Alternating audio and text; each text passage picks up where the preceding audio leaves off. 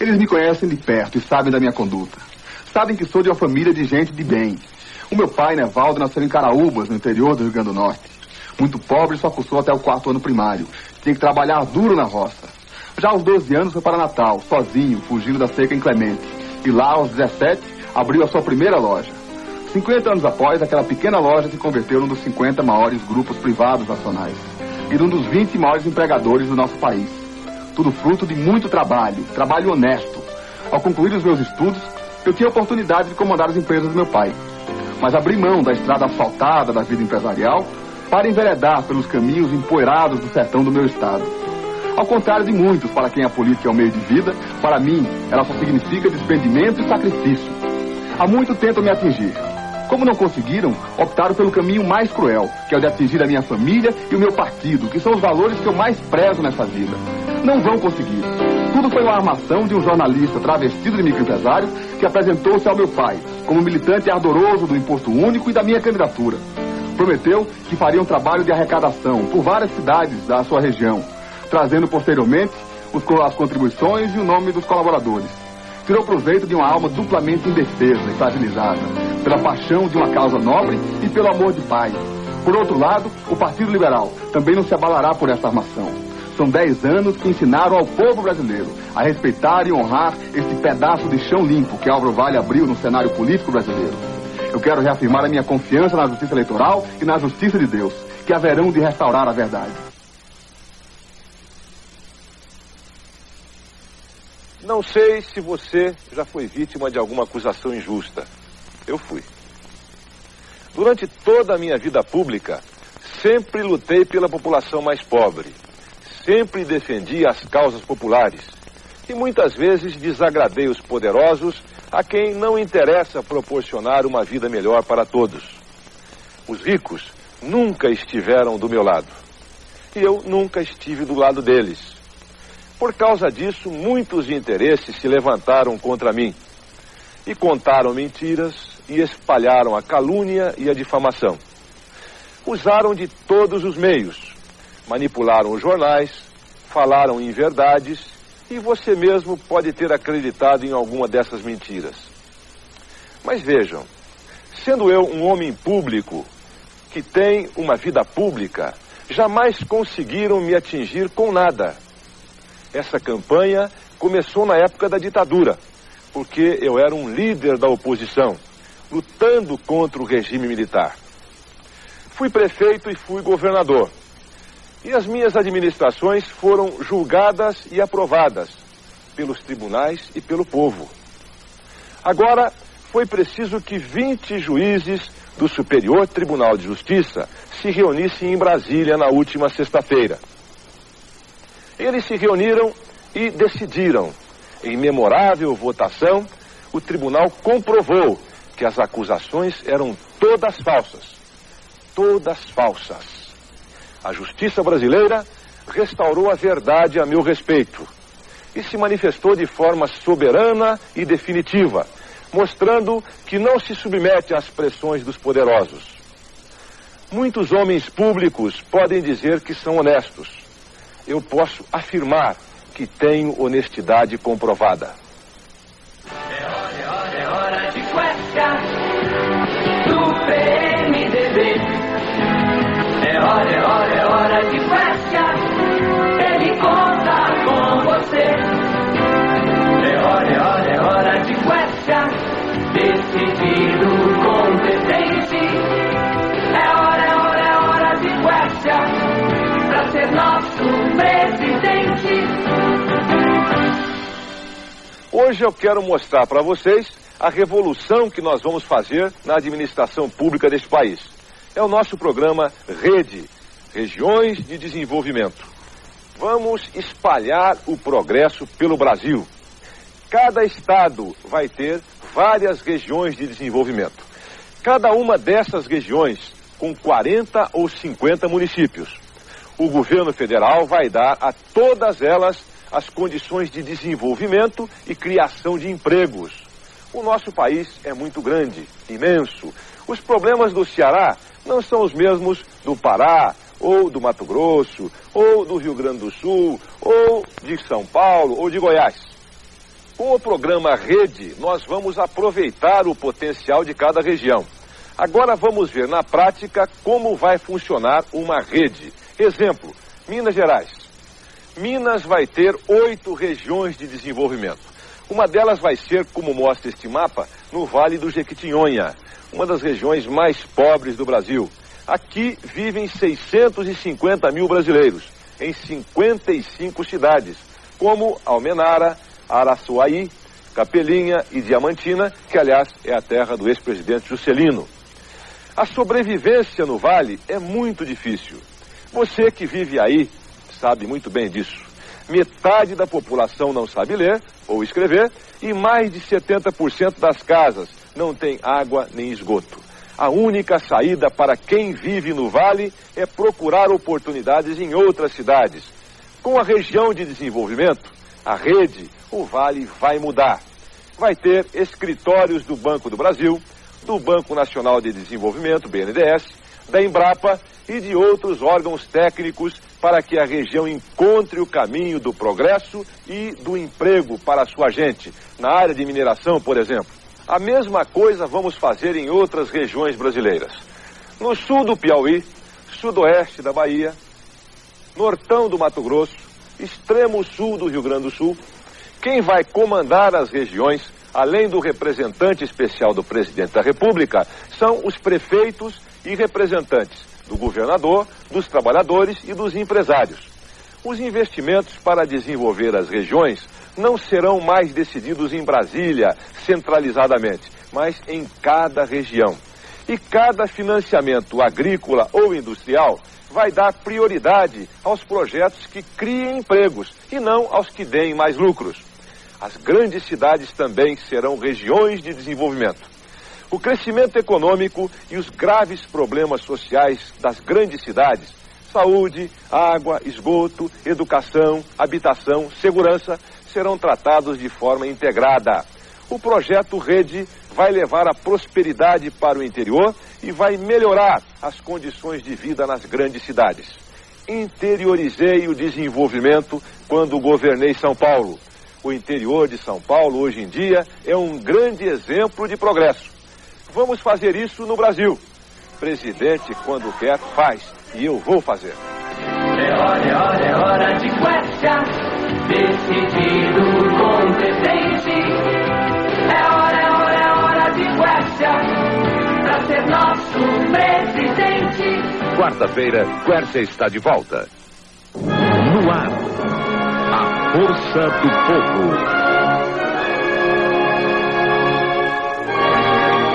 Povo brasileiro, todos os candidatos estão apoiando o Plano Real, menos eu. Alguns, como Lula, ficam em cima do muro.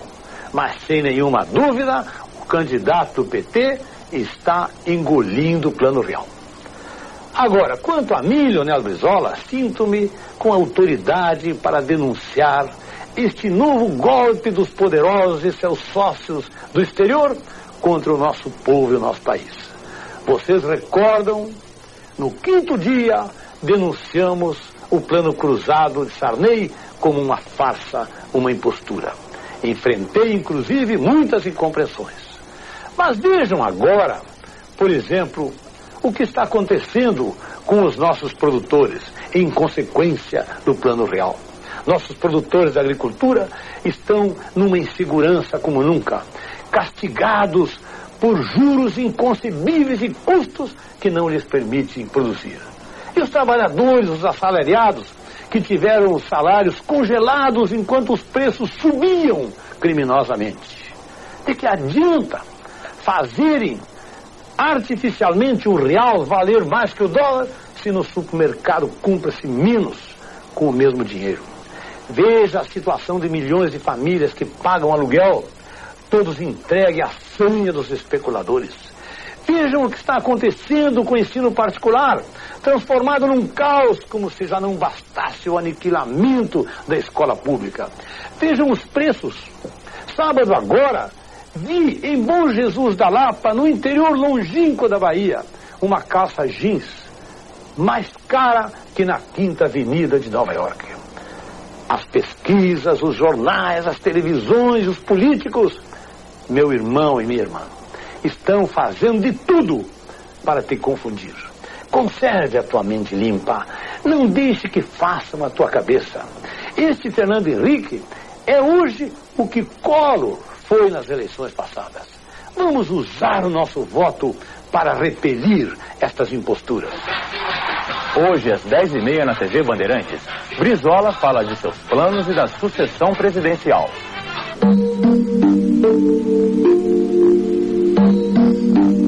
Meus amigos e minhas amigas, desejo esclarecer uma situação criada dentro do meu partido para impedir a minha candidatura. Antes, quero agradecer ao TSE a justiça feita, concedendo a liminar que me permite estar aqui conversando com vocês. Em nenhum momento busquei ser candidato. Fui insistentemente convidado pela direção do meu partido. Aceitei a tarefa partidária porque, como você, desejo trabalhar por um Brasil melhor, mais justo e mais humano. E com esse entendimento, não me sujeitei às mesquinhas imposições de pessoas inescrupulosas dentro do meu partido. Pensavam que eu não fosse um homem de personalidade, caráter e de honra. Achavam que poderiam me fazer de joguete de seus interesses. Eu continuo candidato e desejo que você, eleitor, julgue com seu voto as ideias que eu vou apresentar durante os meus programas. Ideias no sentido de solucionar os nossos problemas mais graves. Não usarei este espaço com mentiras ou falsidades. Este país precisa compreender os ideais de seu povo. Precisa construir um novo dia. Produzir luz e esperanças novas para todos nós e para as nossas famílias.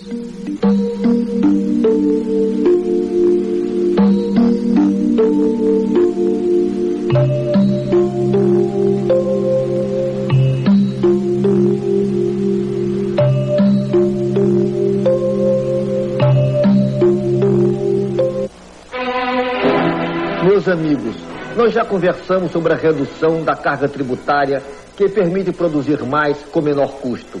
Entretanto, precisamos diminuir o número de impostos para evitar a sonegação, aumentar a arrecadação e criar os meios para resolver a grave crise social. No meu governo, vou reduzir os 57 impostos hoje existentes para apenas 5. Renda, propriedade, contribuição social, comércio exterior, circulação e consumo de mercadorias. O controle fica mais fácil, a sonegação mais difícil, a arrecadação mais forte. Porém, aqui, eleitor, você vai ajudar o meu governo no imposto de consumo. Você será o meu fiscal. Cada operação será identificada com você quando for comprar. Você terá um cartão magnético que registrará o valor da compra, do imposto, o seu CPF e a sua cota no imposto. Tudo isso será processado pela Receita Federal em todo o país. E você receberá uma participação que será o seu 14º salário, pago ao final do primeiro semestre. Aí sim, você terá um plano real de participação, de cidadania e de brasilidade.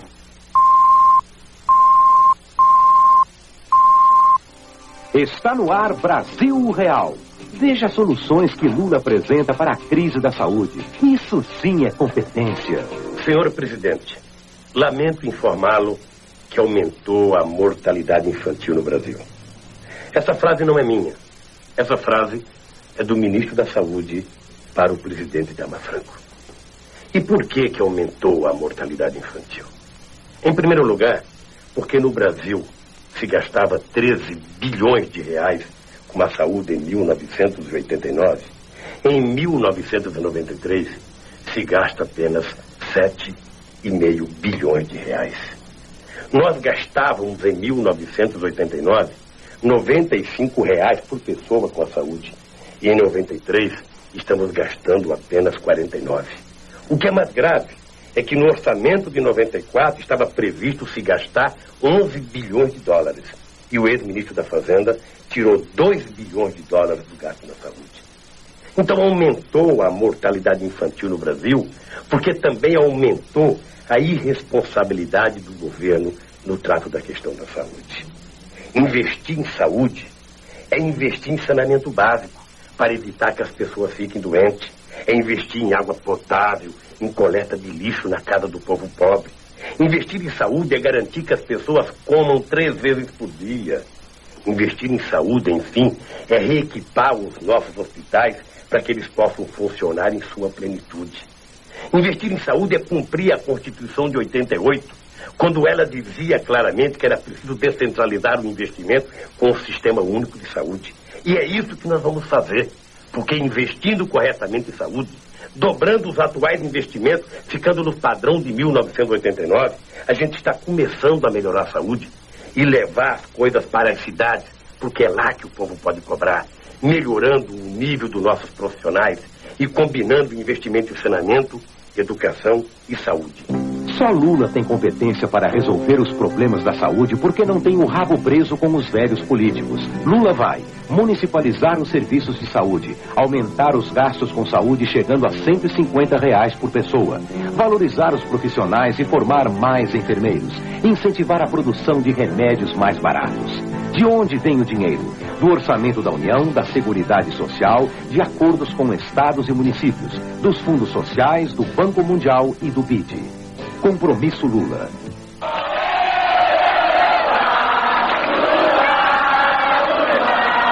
(1980) Lula, Fernando Henrique e companheiros reunidos para enfrentar as injustiças e defender os direitos dos trabalhadores e dos pobres. 1994. Olha o Lula aí. Continua firme e sincero do lado dos mais fracos. E olha com quem anda o Fernando Henrique agora. Com Antônio Carlos Magalhães, Jorge Bonhausen, Guilherme Palmeira, Marco Maciel, Ricardo Fiuza, os que mandam no Brasil há 30 anos e nunca resolveram nada.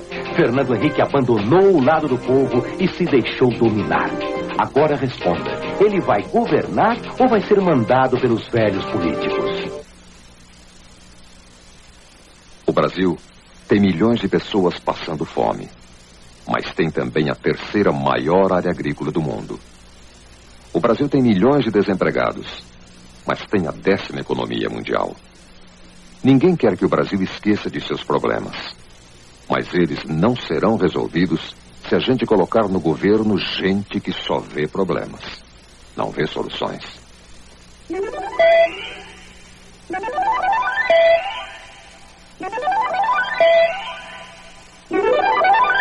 Começa agora o programa de quem tem metas para melhorar sua vida. Fernando Henrique, presidente. É um homem sério, firme, honesto, competente, que sempre defendeu o Brasil e sua gente. Nascido lá no Rio, foi pra São Paulo com os pais. Bem jovem se formou em ciências sociais. Senador, lutador, todo mundo viu. Professor, escritor e amigo do Brasil. Esta escola na periferia de São Bernardo do Campo, em São Paulo, divide seu espaço com uma favela que se formou ao lado. A Escola Estadual Palmira Gracioto Ferreira da Silva não tem portão, não tem fechaduras e os banheiros estão sem portas. Em Porto Alegre, a Escola Municipal Arame Silva precisa de reformas urgentes. O assoalho está afundando, falta forro nas salas e o frio entra por toda parte. Neste acampamento de 1.400 pessoas sem casa na periferia de Belo Horizonte, a escola foi construída em barracões de tapume, cobertos com plástico. Uma professora que faz parte do grupo dá aulas como voluntária e outra contratada divide com ela o trabalho de ensinar 148 crianças. O estado das instalações é precário e falta quase tudo lá. Estes são apenas alguns exemplos de como vai mal a educação no Brasil. O Brasil tem problemas, tem sim, mas também ele tem solução. Tanto mar, tanto rio, tanto chão. É preciso somente cuidar dessa gente, tratar com carinho, mostrar o caminho que leva ao futuro.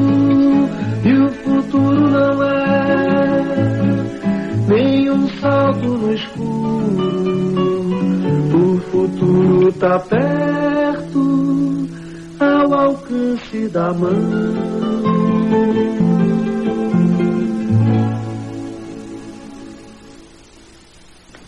Ainda há no Brasil cerca de 4 milhões de crianças fora da escola, sobretudo nas áreas mais pobres, no Nordeste, no interior do Nordeste, na periferia das grandes cidades. Nessas regiões, falta escola, falta professor, falta tudo. Agora, onde há um sistema de educação organizado, a questão fundamental é outra, é a repetência. E a repetência existe porque a criança vai para lá e não tem a merenda escolar adequada, está mal alimentada, o professor é mal treinado, ganha pouco. Então isso nós temos que resolver. Há falta de verbas, mas a questão não é só de falta de verbas, há desperdício, há sumiço de recursos no meio do caminho, e isto é necessário resolver para que nós possamos, de fato, ter um sistema educacional eficiente. Mais verbas para a educação. Há mais verbas para a educação no Brasil do que a gente imagina. O problema é que essas verbas se perdem muitas vezes na burocracia e com o desperdício. Para que nós possamos melhorar a qualidade do ensino, para que nós possamos treinar o professor, pagá-lo melhor, aí nós precisamos combater esse desperdício. Se nós fizermos isso, o que vai acontecer é que haverá um melhor ensino. E a criança, então, se interessa pelo ensino e não há a repetência, que é o grande drama do ensino brasileiro. Se nós conseguirmos realmente diminuir o desperdício, nós vamos poder aumentar os recursos, aí sim, para as áreas mais carentes, as mais pobres, nas quais nós precisamos de mais escolas para trazer as crianças de 7 a 14 anos, todas elas, para dentro da escola. Melhorar a qualidade do ensino básico. Não adianta nada construir prédios escolares e não melhorar a qualidade do ensino. Nós precisamos de um programa que melhore a qualidade do ensino básico. E isso não pode ser feito senão através da descentralização administrativa, fazendo com que os estados e municípios participem da reconstrução educacional do Brasil. O governo federal, naturalmente, controlará o uso dessas verbas, para que elas não se destinem a fins eleitoreiros ou então clientelísticos de nomeações de parentes, de amigos, que isso não pode mais acontecer no Brasil. Se nós fizermos isso, nós teremos condições efetivas de dar um grande salto na educação brasileira. Salários dignos para os professores. Ser professor no Brasil é um ato de sacrifício, porque é preciso gostar muito do que se faz para aguentar o que se ganha como professor. O governo tem que agir para melhorar esses salários. Não tem sentido um professor primário ganhar meio salário mínimo, como em algumas regiões do Brasil. E nós temos dinheiro para melhorar esses salários. A começar pelo salário de educação, que é pago pelas empresas e é distribuído pelo Ministério da Educação aos estados e municípios. O que é preciso é definir critérios e cuidar para que esses recursos sejam realmente usados no salário dos professores e na melhoria do ensino. Os problemas do Brasil só serão resolvidos com 3 carteiras. A carteira de trabalho, assinada. A carteira de dinheiro, mais cheia. E a carteira escolar, ocupada. Fernando Henrique tem programa de governo para a educação. Nenhuma criança de até 14 anos vai ficar fora da escola. Garantia de salários dignos e treinamento para os professores. Mais verbas para a educação e o fim da corrupção e do desperdício. As escolas vão ser controladas pela própria comunidade. Fim da burocracia, para que as verbas da educação cheguem realmente às escolas. Estas e outras medidas de Fernando Henrique você vai conhecer nos nossos próximos programas. A liderança e o equilíbrio de Fernando Henrique está unindo o Brasil, criando uma força que vai garantir não só a eleição, mas também a governabilidade e as mudanças.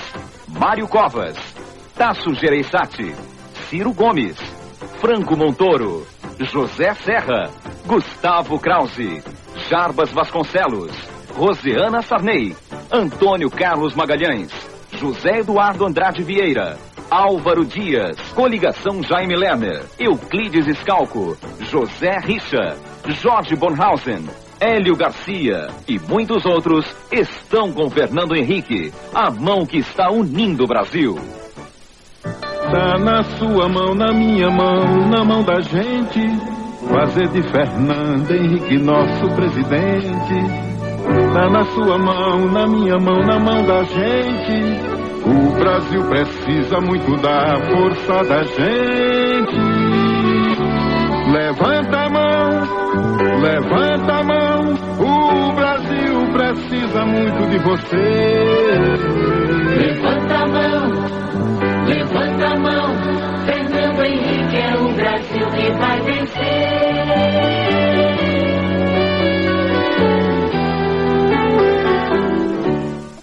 Começa agora o programa do Amin.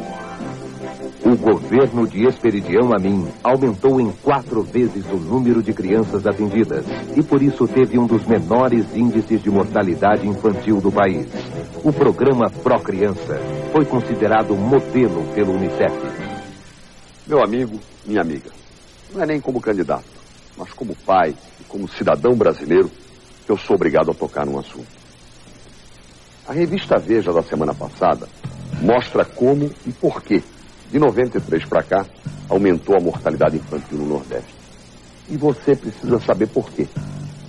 Porque o dinheiro que o governo federal vem destinando à saúde diminui de ano para ano. E por isso, as crianças pobres do Brasil morrem cada vez mais. Como é que pode? Estamos matando o futuro do Brasil. E esse crime tem autor, o governo federal. Só como exemplo, a Organização Mundial da Saúde denunciou. Em 89, o país gastava com a saúde do povo $82 por habitante. E no ano passado, gastou apenas $34. O resultado disso está aqui, no relatório da Pastoral da Criança da CNBD. A mortalidade infantil, que vinha diminuindo nos últimos 50 anos, voltou a crescer neste ano de 94. Apesar disso, o Ministério da Saúde ganhou, nos 5 primeiros meses deste ano, com aplicações financeiras, mais de $200 milhões por mês. E acredite ou não, foi proibido de gastar esse dinheiro na própria saúde. Sabe por quê? Porque, segundo a mesma revista Veja, existe uma ordem, que é a medida provisória número 394, assinada pelo presidente Itamar Franco, a pedido do atual candidato do governo, o então ministro da Fazenda, senador Fernando Henrique Cardoso, determinando que essa receita, isto é, o dinheiro da saúde, não pode ser destinado nem para as crianças, nem para os hospitais, nem para a compra de remédios. Este dinheiro está destinado a pagar os lucros de quem aplica no mercado financeiro. É exatamente isso que está aqui na Veja. E o espantoso disso tudo é que no seu programa de sexta-feira passada, o candidato do governo, como se fosse da oposição, criticou a atual situação da saúde e disse que pretende aumentar o dinheiro destinado às crianças, esquecendo-se de que partiu dele também a ordem que proibiu que se aplicasse o dinheiro da saúde na saúde. Meus amigos, isso tudo me envergonha e deve também envergonhar você. Deve confundir você que está aí em casa. Compromisso de Amin com a saúde. No meu governo, o dinheiro da saúde vai todo para a saúde. Plano Nacional de Saúde. Nós vamos fiscalizar e responsabilizar as prefeituras e os governos estaduais que não cumprirem o nosso Plano Nacional de Saúde. Ponto de honra. Nós vamos acabar com as filas dos hospitais públicos. Nós vamos fazer como o Paulo Maluf está fazendo em São Paulo. Chamar para uma cooperação na administração dos hospitais as associações de médicos, as faculdades de medicina, as santas casas de misericórdia. Saneamento básico. Nós vamos garantir fornecimento de água tratada. Vamos investir no tratamento de esgoto para as cidades que não têm. E assim, nós vamos acabar com a maioria das doenças que estão matando as nossas crianças. Eu, Espiridião Amin, quero ser o presidente que resolveu o problema da saúde neste país.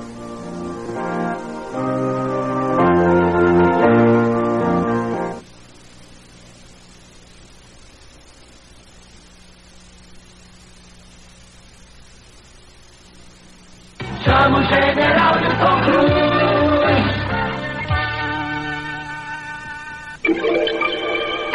Todos são iguais perante a lei. Será?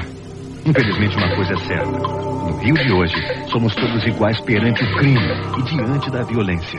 Estamos assustados, acuados, desconfiados de cada esquina, de cada ônibus e até dos túneis. Mesmo em casa, não ficamos seguros. O Rio precisa resgatar o princípio da autoridade. Uma autoridade que os bandidos tenham medo e que seja respeitada pelos homens de bem. Pela vitória da lei, chame o general. Chame o general Newton Cruz. General, primeiro arrastões nas praias e agora arrastão nos túneis. Será que já não há luz no fim dos túneis? General, qual a solução para acabar com esta situação de horror? Claro que há luz no fundo dos túneis. Há meses que eu estou dizendo que eu vou acender a luz. Se a escuridão existe é porque os maus governos plantaram a escuridão E os bandidos só sabem viver dentro dessa escuridão. Eu sei como acender a luz. Claro, eu vou ter as quadrilhas dizimadas. Eu vou ter a população carente atendida após sair do jugo das quadrilhas. A população que precisa do apoio do Estado será atendida pelo Estado. Polícia na rua, Cosme e Damião, 24 horas por dia, efetivo policial reaparelhado, delegacias distritais funcionando bem. Isso tudo é possível e vou dizer mais, é simples de fazer. Segurança pública eu tiro de letra, porque eu sei o que fazer, sei como fazer e tenho vontade para fazer. E tenho autoridade para fazer. Isso eu farei. E a luz vai acender, claro, no sentido figurado, mas vai acender também para esses pobres meninos de rua, esses menores carentes que vivem na escuridão da miséria. Então, é a luz que vai ser acesa em outra direção. Enfim, a luz se acenderá em nosso Estado, em todas as direções. Em relação à violência, sim. Em relação ao desenvolvimento do Estado, sim. E o Rio será o Rio dos outros tempos. O Rio voltará a ser. Acabou meu tempo. Muito obrigado. É geral, o coração conduz. Chama o general Newton Cruz. A chamada é geral, o coração conduz. Chama o general Newton Cruz. Para nós.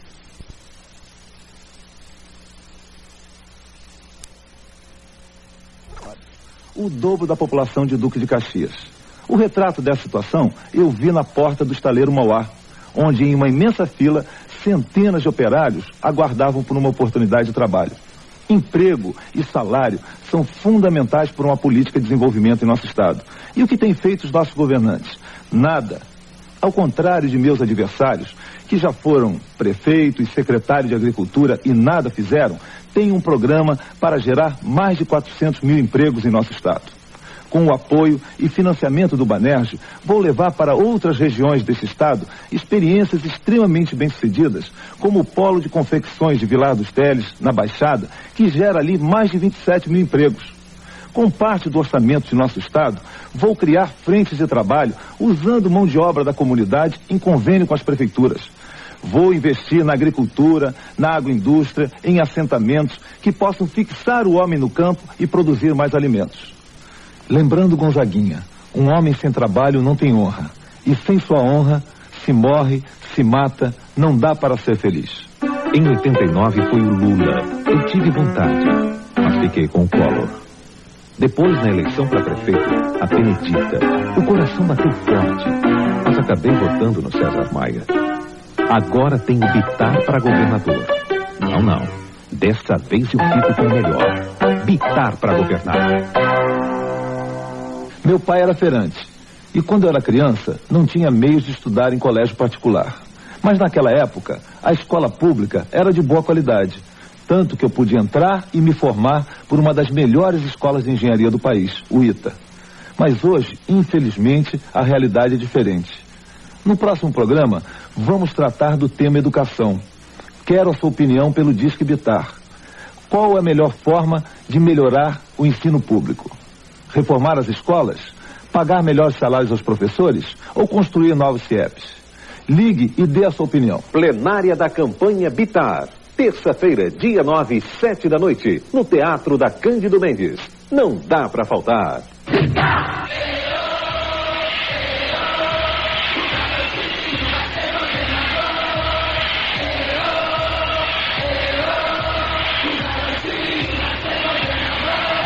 Hoje eu quero conversar com você, funcionário público estadual.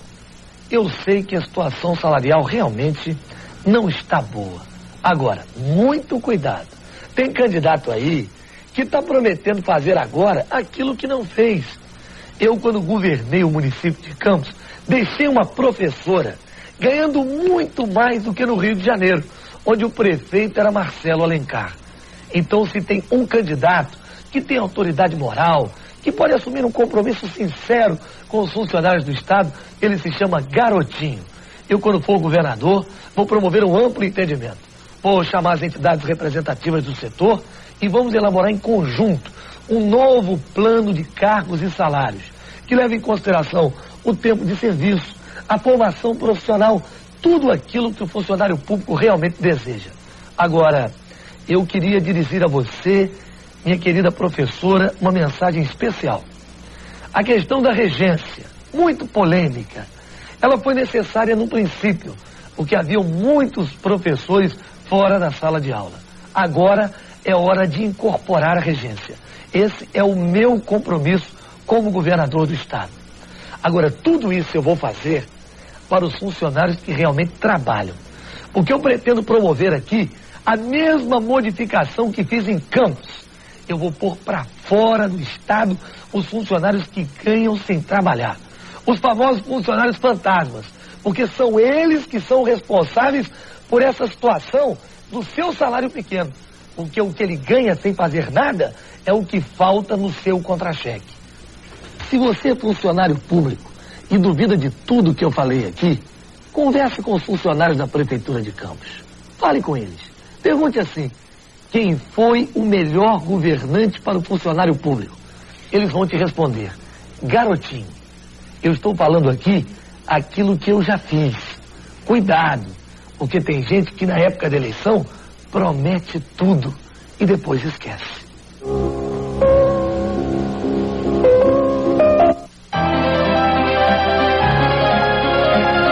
Vote por um estado do Rio cada vez mais unido.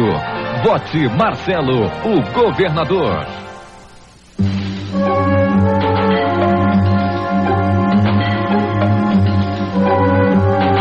Imagine um lugar onde 90% das ruas não tem qualquer tipo de calçamento.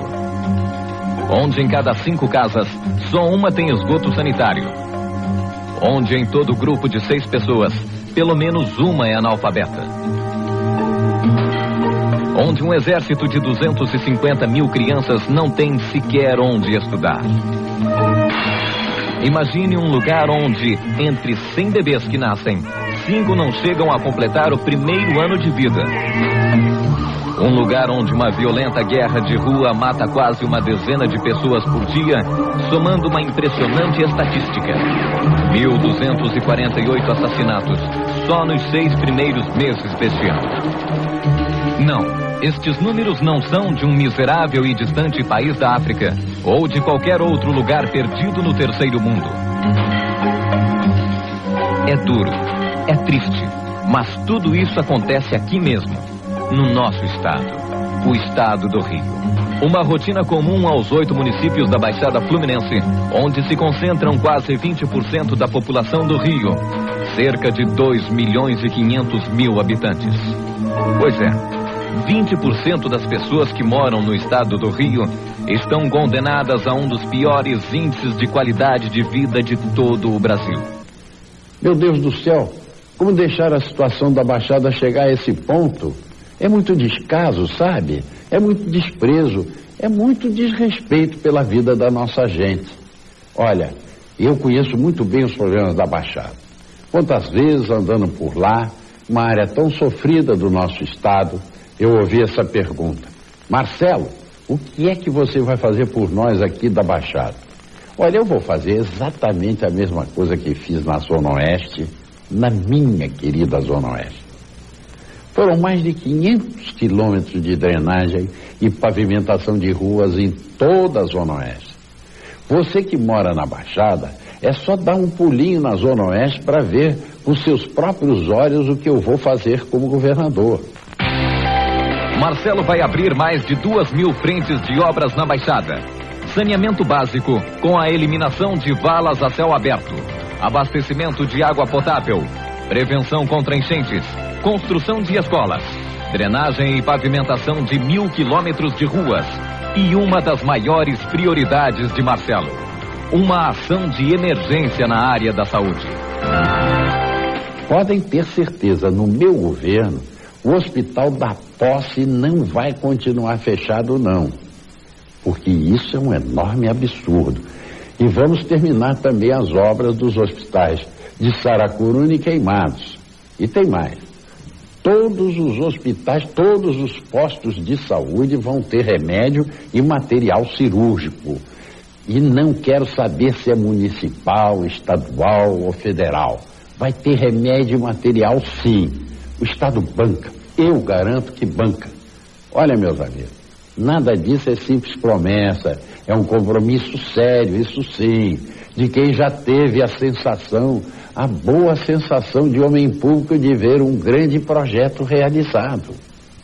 Eu vou ver a Zona Oeste e a Baixada Fluminense tocadas pela mesma vibração, pelo mesmo entusiasmo de começar, enfim, uma vida nova, muito melhor, muito mais digna. Olha, eu fui o prefeito da Zona Oeste e vou ser o governador da Baixada, da minha Baixada, da minha Zona Oeste. O Rio não pode arriscar, só dá Marcelo Alencar, que já provou ser vencedor. É Marcelo Alencar o governador. O Rio tá doente, sabe que só cura se for Marcelo que salvou a prefeitura, pro nosso estado sair desse horror. Só com Marcelo Alencar governador. Marcelo Alencar, o Rio conta com você pra se salvar. O estado quer você que sabe administrar. O Rio quer Marcelo Alencar.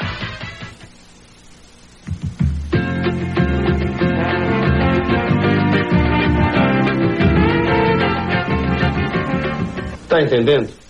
Olha aqui, eu ganho isto aqui e eu preciso disso para viver, que dá isto aqui. E olha, no final sempre fica faltando R$62 para eu viver. A patroa fala umas empadinhas e vende para fora e a gente consegue viver sem morrer de fome. Mas no final sempre sobra mesmo o meu salário. É por isso que eu preciso fazer um bico. Aqui, tudo importado do Paraguai. E para você eu faço um preço... Rapaz, você é um professor. Você faz falta na escola. O que precisa é melhorar o seu salário de professor, que é a profissão que você escolheu. Já perdi a esperança, eu não faço falta. Nenhum governo dá bola para professor. A sua vocação sempre foi ser professor, desde que eu te conheço, ó. O tempo passa e vai derrotando a gente. Quanto mais o tempo passa, mais diminui o meu salário. Há 20 anos, eu ganhava mais do dobro do que me pagam hoje. Ah, mas vai mudar, pode crer. A primeira coisa que eu vou fazer na área de educação vai ser valorizar o salário do professor, tanto no primeiro quanto no segundo grau. Mas é preciso valorizar também o aluno. A garotada é pobre e acaba abandonando a escola antes de terminar o estudo. Ou para ajudar a família num trabalho honesto, ou para cair na marginalidade. A pobreza está desagregando a família. Aí vem o marginal adulto e acaba tirando o garoto da escola, oferecendo grana. O problema é grave, eu sei. Mas eu tenho um programa de cursos profissionalizantes que vai entusiasmar a garotada. Preparar os meninos para a vida, para o mercado de trabalho. Que mercado? A recessão tá brava. Tá todo mundo falindo. Mas nós vamos abrir o mercado. O próprio governo vai abrir frentes de trabalho em diversos setores. Administração, contabilidade, computação gráfica, turismo. Vamos rever os impostos para estimular as empresas a crescerem e aumentar a oferta de trabalho. Mas enquanto isso, você não quer levar uma ambinha, não? Aqui, ó. Aqui um reloginho. Aqui uma lanterna, vai baratinho. Falta pouco pra gente mudar e consertar essa bagunça. Dia 3 de outubro está aí mesmo. É a oportunidade que nós temos de dar um basta.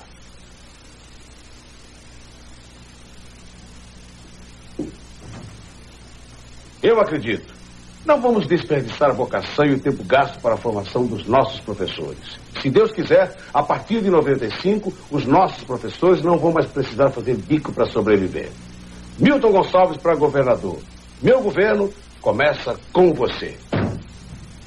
Atores são eles.